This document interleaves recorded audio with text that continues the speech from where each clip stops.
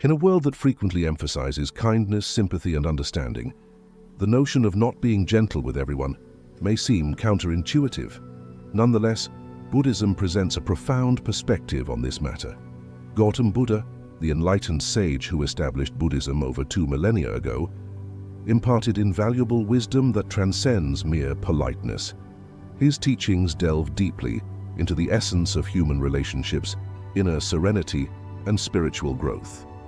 In this exploration, we will inspect the profound teachings of Gautam Buddha and comprehend why, at times, it is vital to go beyond gentleness and embrace a more nuanced approach to life. At the age of 29, Gautam embarked on a spiritual journey to seek answers to the fundamental questions of existence, why we suffer, and how we can attain lasting happiness and inner peace. After years of intensive meditation and self-inquiry, he achieved enlightenment under the Bodhi tree in Bodh Gaya, India. From that point on, he became the Buddha, the Awakened One, and began sharing his insights with the world. Buddha's teachings revolve around the Four Noble Truths and the Eightfold Path. These fundamental principles form the foundation of Buddhism and offer profound guidance on how to navigate the complexities of human existence. The Four Noble Truths are the cornerstone of Buddhist philosophy. They provide a clear framework for comprehending the nature of suffering and the path to liberation. Let's explore these truths and their relevance to the idea of not being gentle with everyone. Number 1. The truth of suffering. Buddha's first noble truth acknowledges the existence of suffering in the world. He recognized that suffering is an inherent part of human life, encompassing physical pain, emotional turmoil, and the discontent that arises from constantly desiring more. While being gentle with everyone may temporarily alleviate some forms of suffering, it does not address the root causes of suffering. Gautam Buddha encourages us to confront suffering head-on, acknowledging its presence in our lives. By doing so, we gain clarity and insight into the nature of suffering, allowing us to find effective ways to transcend it. Number 2. The truth of the cause of suffering. The second noble truth identifies the cause of suffering as attachment and craving. It is human nature to seek pleasure and avoid pain, but our attachment to these desires leads to suffering. Being excessively gentle with everyone can be a manifestation of attachment and a desire for approval or validation. Buddha teaches us that letting go of attachment and craving is the path to liberation from suffering. This does not mean becoming emotionally detached, but rather developing a balanced and compassionate attitude towards others. Number 3. The truth of the cessation of suffering. The third noble truth offers hope by asserting that the cessation of suffering is attainable. It is possible to overcome suffering by eliminating its root causes, attachment and craving. When we cease clinging to external validation or the need to please everyone, we free ourselves from the cycle of suffering. Number 4. The truth of the path to the cessation of suffering. The fourth noble truth outlines the Eightfold Path, which is the path to liberation from suffering. This path encompasses ethical conduct, mental discipline, and wisdom. While being gentle with everyone might seem like a virtuous quality, the Eightfold Path encourages us to cultivate discernment and wisdom in our interactions. The Eightfold Path consists of 8 interconnected principles: right view and right intention, right speech, right action, right livelihood, right effort, right mindfulness, and right concentration. The middle way, often associated with Buddhism, is the principle of finding balance and avoiding extremes. In the context of not being gentle with everyone, the middle way encourages us to strike a balance between compassion and discernment. Gautam Buddha himself exemplified the middle way throughout his life. Before his enlightenment, he had lived an indulgent life as a prince, and then he experimented with extreme asceticism. Neither extreme brought him the answers he sought. It was only when he found the balance of the middle way that he attained enlightenment. In our interactions with others, the middle way suggests that we should neither be excessively gentle, enabling harmful behavior, nor excessively harsh, causing unnecessary suffering. Instead, we should approach each situation with discernment, understanding when to be compassionate and when to set boundaries. Compassion versus enabling is one of the key concerns when it comes to not being gentle with everyone. Buddhism teaches us that true compassion is not about enabling harmful behavior or sacrificing our well-being for the sake of others. True compassion involves a deep understanding of the causes of suffering and a commitment to alleviating that suffering through skillful means. The parable of the raft beautifully illustrates the concept of not being gentle with everyone when appropriate. This parable highlights the temporary nature of Buddhist teachings and the importance of letting go when they have served their purpose. In the parable, a traveler crosses a vast river with a makeshift raft constructed to get to the other side. After reaching the other shore safely, the traveler leaves the raft behind, understanding that it served its purpose in helping him cross the river. The lesson of the parable of the raft teaches us that Buddhist teachings, like the raft, are meant to be tools for crossing the river of suffering and ignorance. They are not meant to be clung to indefinitely. In the same way, our approach to not being gentle with everyone should be adaptive and context-dependent. Sometimes being gentle and compassionate is like the raft, helping others navigate their difficulties. However, there are situations where holding on to excessive gentleness becomes a hindrance. In such cases, we must let go of our gentleness and adopt a more discerning approach to guide ourselves and others toward liberation from suffering. The middle path in action. Number 1, setting boundaries. One common area where the middle path is crucial is in setting boundaries. While it is important to be compassionate and accommodating, it is equally important to establish clear boundaries to protect our well-being and maintain healthy relationships. In a Buddhist setting, boundaries are not seen as a lack of compassion, but as an act of self-care and wisdom. Number 2, dealing with harmful behavior. When faced with harmful behavior from others, the middle path encourages us to respond with wisdom and compassion. This may involve addressing the behavior directly, offering support for positive change, or seeking professional help when necessary. It is essential to avoid unnecessary harshness and refrain from enabling harmful actions. Number 3, navigating conflicts. Conflicts are a natural part of human interactions. The middle path teaches us not to avoid conflicts or suppress our feelings, but to address them with skillful means.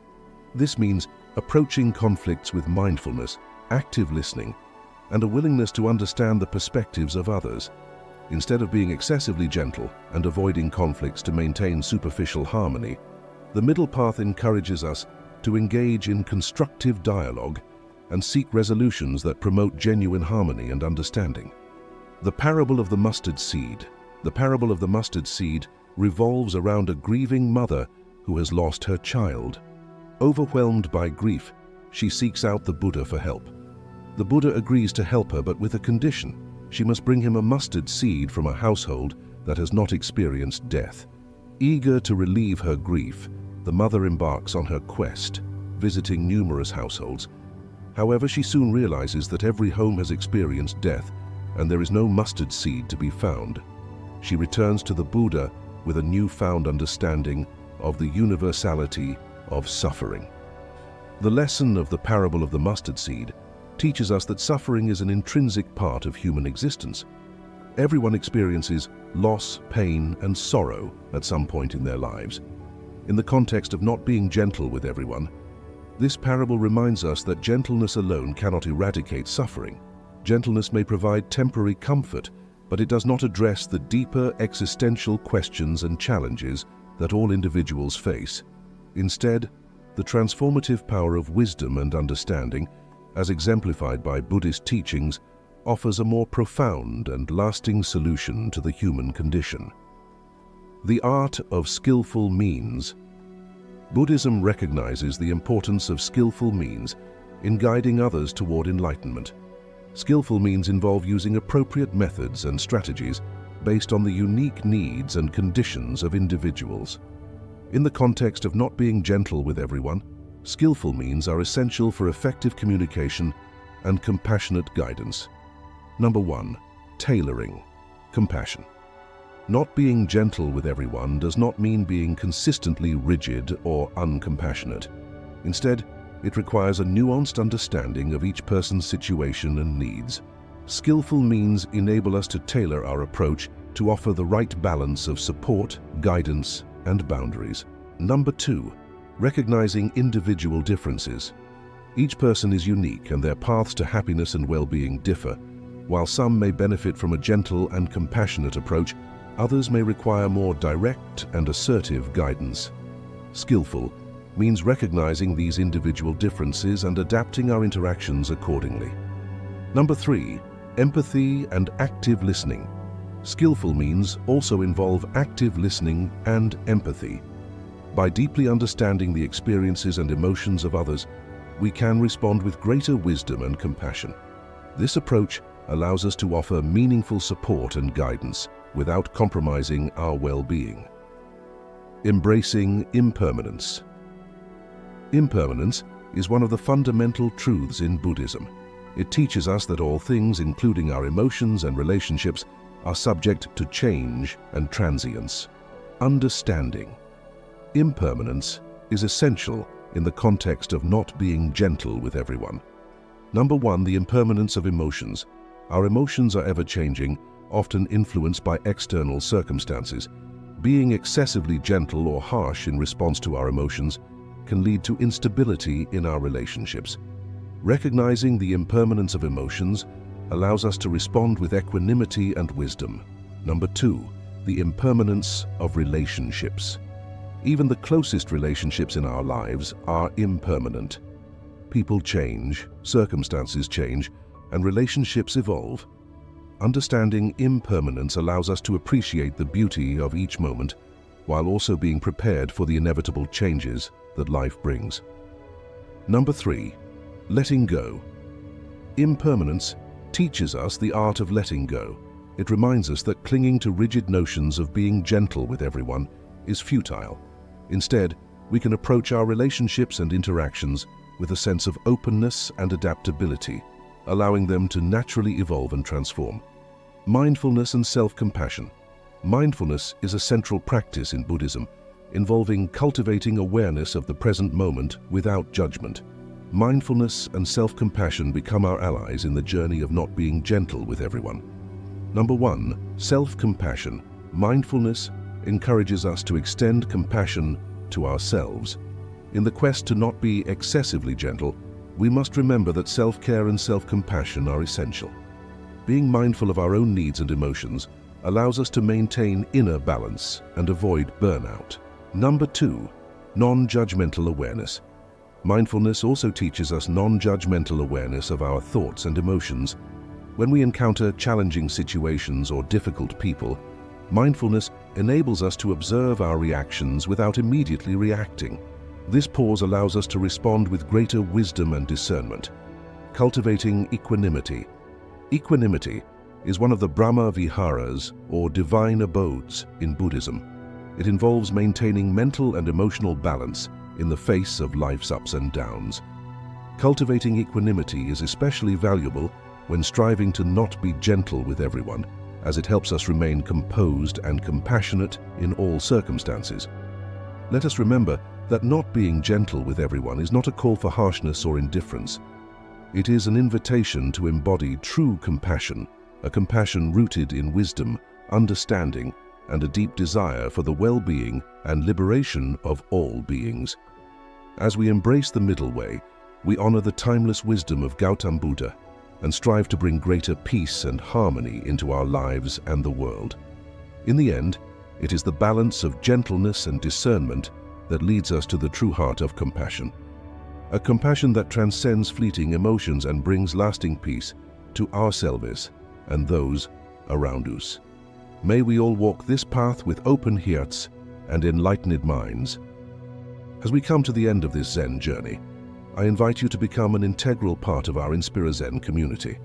If you found inspiration in this story, support us by hitting the like button, sharing it with your friends, and leaving a comment below with your thoughts or any Zen stories you'd like to hear next. And for more moments of motivation and tranquility, don't forget to subscribe and ring the notification bell. Your engagement fuels our journey. Thank you for walking this path of wisdom and enlightenment with us.